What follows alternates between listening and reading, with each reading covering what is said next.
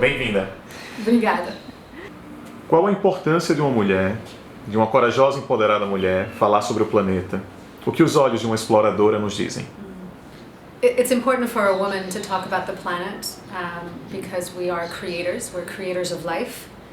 I believe that we see things differently than men do. We have a sensitivity to life and to death in a very primary way because we do create life. So I think we sense the creation and the death of life in a different way than men do. I also think it's important to inspire young women to explore the world, to not be afraid to go out there and be adventurous.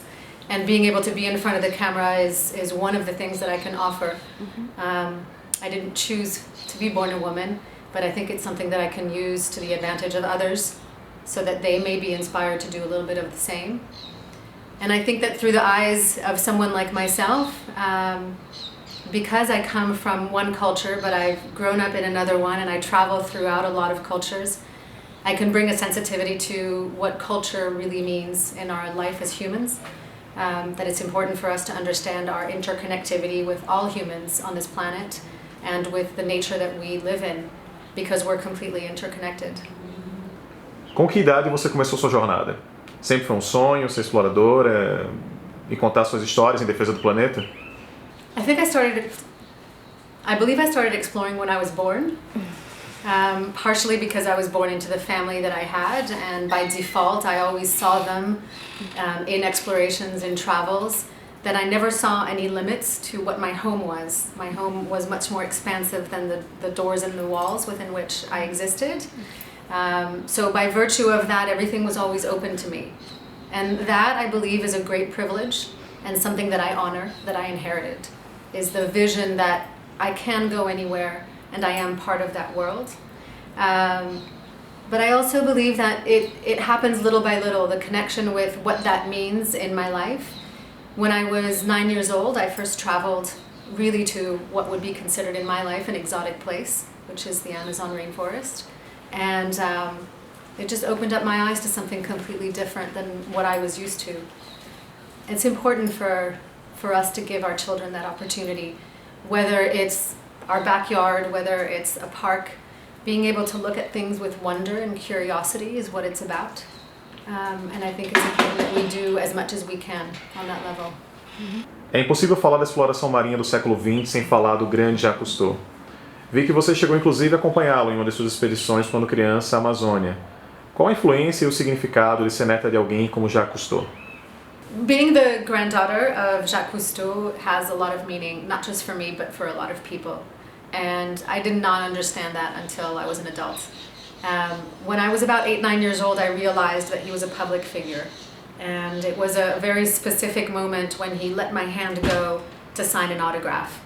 And that's when I went, wait, why do these people know him? Because for me, he was just my grandfather. He wasn't somebody that was world renowned. But I also feel that as I grew up and understood what he was bringing to the world, and as I became the person I now am, I realized that it's such a gift to have inherited that legacy, because it's something that I can use to help others. So I get to do something I love doing, which is documentary filmmaking, storytelling. It's bringing people closer to themselves and to the environment. And my grandfather's legacy, my grandfather's name, enables me to access an audience that grew up with him, or that trusted him, or that heard about him. So I feel like if I can carry that forward and use it for good, then I've merited having that inheritance. Historicamente, sua família está conectada aos oceanos. Tornaram-se referência para uma série de ativistas e exploradores nas últimas décadas, inclusive eu. Como você observa a situação dos oceanos hoje? Whether we live near the oceans or not, we're completely connected to the oceans. Because I grew up in an ocean exploration family, it was always a part of my life. Our blood is 70% salt. So we have oceans in our veins. And I do feel like we're all connected to the oceans in so many ways. Half of the oxygen we breathe comes from oceans. Little microscopic phytoplankton that creates this oxygen that we breathe. A lot of our natural resources comes from our oceans. People go to the ocean side to relax and to reconnect. And it's really important for us to understand why we depend on that ecosystem and why we really need to take care of it. Because it's not just about protecting species in the oceans. It's not just about saying don't pollute. It's about us. It's about our human health. It's about our well-being. When we put things like pollutants, chemical pollutants, or plastic out in the environment, it ends up in our ecosystems. Some of that plastic breaks down, ends up in fish that we then eat and ingest. So the full circle idea is very clear to me if we think about oceans. What we do in our everyday life will impact what happens in the oceans, which then comes back to us on our plates and in the air that we breathe. So the oceans really is a way of sending a clear message that it's really up to us to do things better for ourselves. I think the oceans are also a place that we can imagine.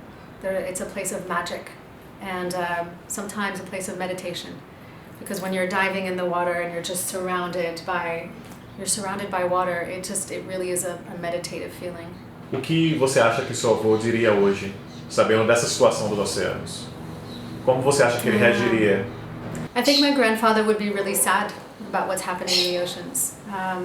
We've done so much harm and we haven't necessarily made up all of the... no, it's really hard. I feel like my grandfather would be really sad about what's happening in the oceans. We've done so much harm and we haven't yet connected enough with people around the world for them to understand why it's important for us to protect the species in the oceans. I think he'd be happy to see that there are so many warriors now fighting for the oceans, that there's so much consciousness around this notion of how we're connected to the oceans, how what we do is impacting the oceans. I think that would bring him happiness, but we need to fight harder. And I think he would encourage us to do that. O que você sente quando você olha para os oceanos? What I feel looking at the ocean is a sense of peace, a sense of calm, a sense of wonder, but also a sense of urgency. Most people look at the surface of the ocean and that's something that is familiar.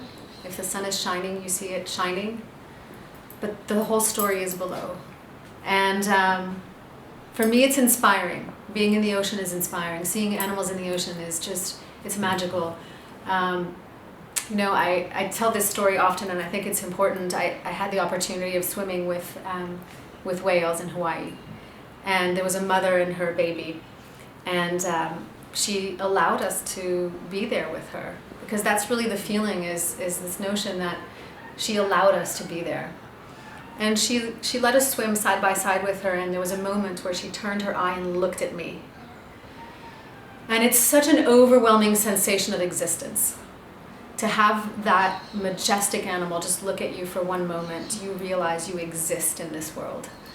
And it's hard to feel that when you don't have these interactions, and I think it only happens in nature.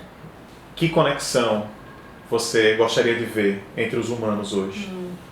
I believe the connection we've lost with nature is one of a lack of understanding and a lack of feeling that we are one very small element of something much bigger on this planet.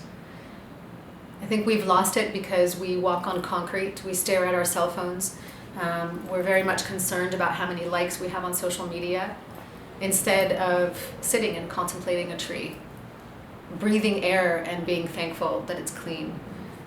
Going for a walk in the woods instead of sitting in a mall, going shopping. I think we've lost our sense of priority and lost our direction, and it makes me really sad. But at the same time, I think profoundly as human beings, we know and we sense what we are. I think it's up to us as storytellers, as artists, as scientists, to inspire people to reconnect with that. And you don't need to go in the middle of the Amazon jungle or the middle of the ocean. Those are privileges that I'm thankful for. But even sitting in a park under a tree is helpful. And it's healing. I think if more people understood that, they would do it more often. Eu vi que você visitou a Amazônia pela primeira vez quando era criança ao lado do seu avô. Que diferença você observa nesses últimos 30 anos? Qual era aquela Amazônia e qual é a de hoje? I first visited the Amazon when I was 9 years old. I flew into Iquitos with my grandfather and we boarded Calypso for a couple of weeks. So my first view of the Amazon was something just through a child's eyes. And all I saw was, just the immense green jungle and butterflies and frogs and piranha. And it was very primary in terms of a perception. It was very much the eyes of a child who just see things exactly the way they are. I didn't intellectualize it. I didn't think much more about it. I just existed within it. It makes those memories very tangible. I remember exactly what it felt like to sit in the canoe and have the scientist bringing the piranhas into the canoe and then going back to Calypso and putting the piranha in the tank so we could study. I remember walking on the sand with frogs everywhere, and I remember the feeling under my feet. So they were very primal feelings of being there. Going back 25, 30, soon 35 years later, I'm very aware of the negative. I'm very aware that we're destroying the Amazon. I know that there are people, indigenous people, dying of hepatitis. I know that malaria is rampant. I know that there are so many illegal activities happening on indigenous land. I know that the government wants to expand agriculture at the expense of human life. And I know that all of that is connected to everybody on the planet. The Amazon rainforest provides 20% of our oxygen. How people don't understand that they're not connected to that doesn't make any sense to me. If every fifth breath we breathe comes from the Amazon rainforest, across the planet, it is our collective interest to protect that area. And I know now indigenous people are the frontline guardians of that ecosystem. Where there are indigenous people in the Amazon, there is no deforestation. They protect biodiversity simply by living. They protect our ecosystem on which we all depend. That's what's changed for me. I no longer just see the frog and the butterfly for what it is. I see the whole system, and I think that that's healthy. Que outros ecossistemas você conhece no Brasil? I don't know Brazil very well. Brazil for me is the Amazon. It's either the Amazon or it's Sao Paulo. Two completely different ecosystems, but they coexist. And maybe that's the story. Maybe that's part of the story, is how do I go from a place like Sao Paulo knowing that Amazon exists, or I go to Amazon and knowing Sao Paulo. It's bringing the two closer together.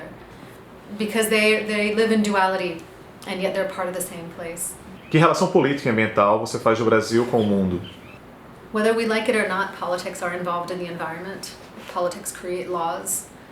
And the alternative ideas of what politicians may want are not necessarily in harmony with the environment. So I think it's a question of sharing dialogue, of sharing ideas, of sharing stories, and sharing understanding with those who have political control, so they understand why the environment is important. We can't just live on politics. We don't breathe politics. We don't eat politics. And I think that politicians and politics is human. We just need to be able to reconnect what that means and what that law means, what that governance means, and what the responsibility means as far as the environment. We'll get there because we have to. O seu projeto de documentário sobre o Vale do Javari, na Amazônia, me parece um grito de desespero pela vida das tão ameaçadas tribos indígenas brasileiras. Ao mesmo tempo, me parece que é um grito de socorro pela grande floresta. Pode nos contar o que viu lá? The Vale do Javari in the Brazilian Amazon is the second largest indigenous territory. It's 85,000 square kilometers of jungle. There's about 5,000 people living there. There's also the largest number of tribes living in complete isolation in the entire Amazon, in the Javari. It is an incredibly important place to know and to understand. When I first went there, I heard about the really high rates of hepatitis. They have anywhere between 30 and 80% of the population has hepatitis, A, B, C, and Delta, which is unheard of. And it is very difficult of access. So although hepatitis is preventable and treatable, getting proper health care there is very difficult. It is the first thing that really brought my attention to this area when I visited. Subsequently, they asked me to help tell their story to the world, which I said yes to. And I've been working since 2013 filming in the Javari. And the end product is a film. It's an hour-and-a-half long film, which will be a tool to tell the story, but to create dialogue and understanding about what's happening there and why it's important. They're afraid that their land will be taken for agribusiness and for oil exploitation. They're facing illegal mining and illegal fishing and hunting coming in from the outside. And they want to do more than exist. They want to live, they want to thrive. And these are people that in their own mouth, with their own words, have said, we don't want our people to go extinct. We're not talking about a panda bear. We're not talking about a species somewhere on the planet. We're talking about human beings. And I think if we can all understand, we would defend in the same way that they do. If we thought that our families were at risk of being slaughtered, of being murdered, of going extinct, even passively, because they don't receive proper treatment, we would fight. And it's something that keeps me going on this project every day, beyond doing the film, is to do an impact campaign, to do engagement. And when I'm feeling down, when I'm feeling like I can't give more, I realize that there are 5,000 warriors defending this land and defending their rights. They're not going to stop, so I should not either. O que você viu quando você viu os índios brasileiros? Qual foi a sensação que tocou o seu coração? Qual era aquele estado? O que Céline Cousteau viu ao olhar para aqueles índios? Qual é a sua opinião sobre o estado que os índios brasileiros estavam? What I saw was desperation. What I saw was abandonment. They feel like the government isn't listening, like the Brazilian population doesn't know they exist and doesn't care if they know they exist.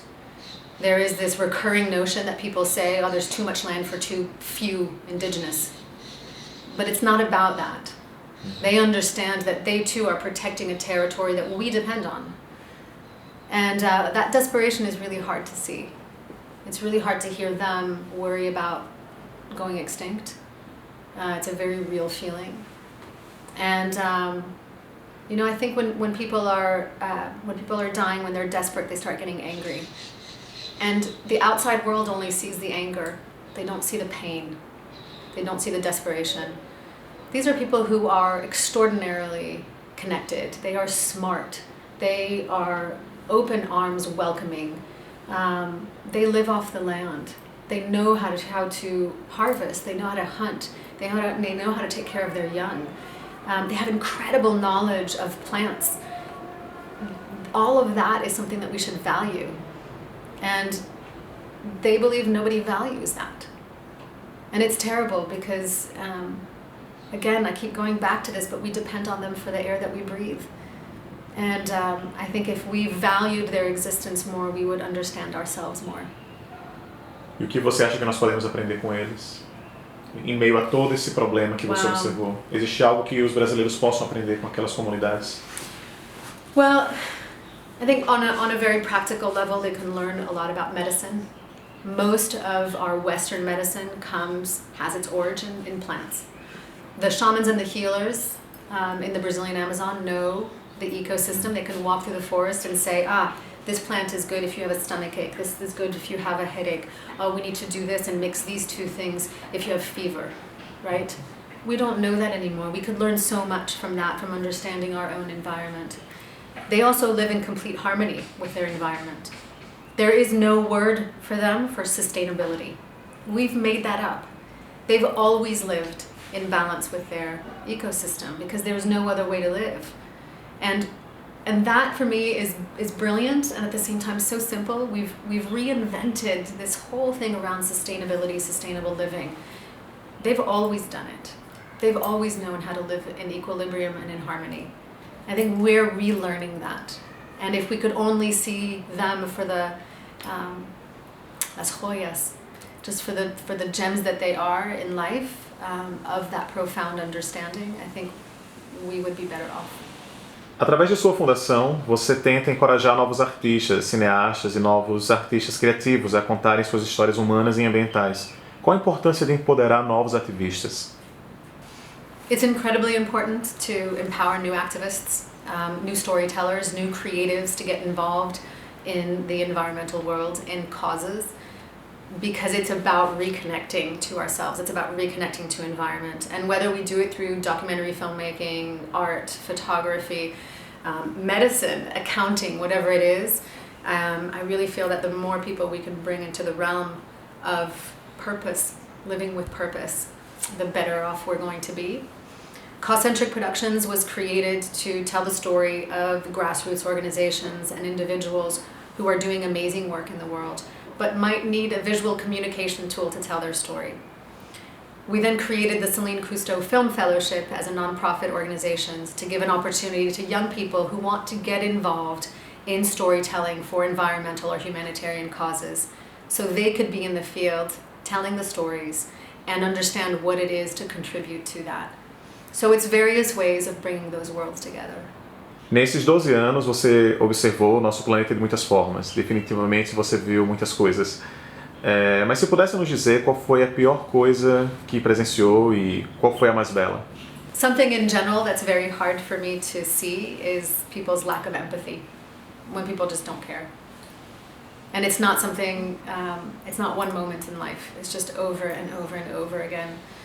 It's walking down the street and seeing the trash in the street that people just throw and they don't think. How people treat each other with disrespect or with disregard. That's really hard for me, because I think that when we lose that, when we lose empathy, when we lose respect, we just don't care anymore.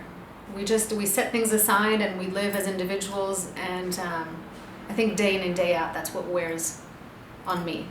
That's what's difficult to see. Beautiful is the complete opposite. I see people who with very little means are doing amazing good in the world. It's what inspired me to start Cóstackz Productions.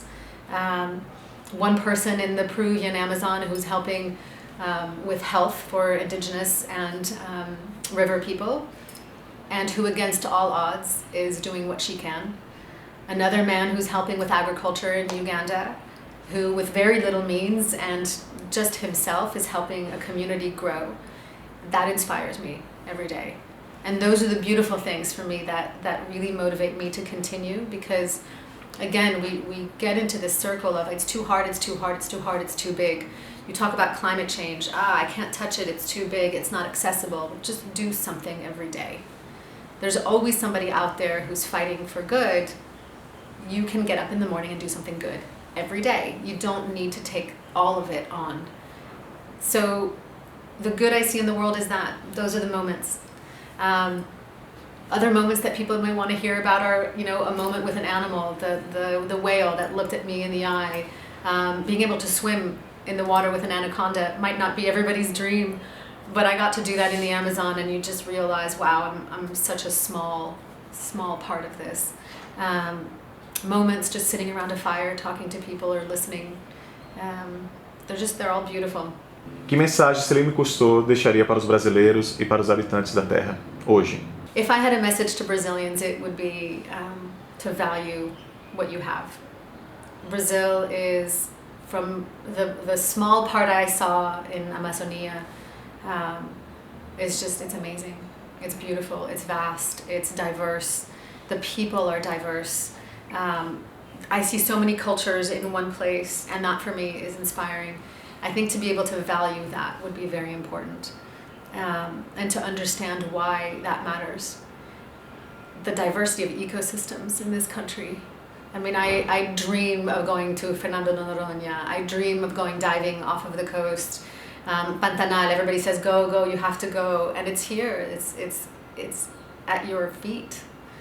I would encourage Brazilians to travel to the Amazon and to feel it, to really feel it, and to understand it.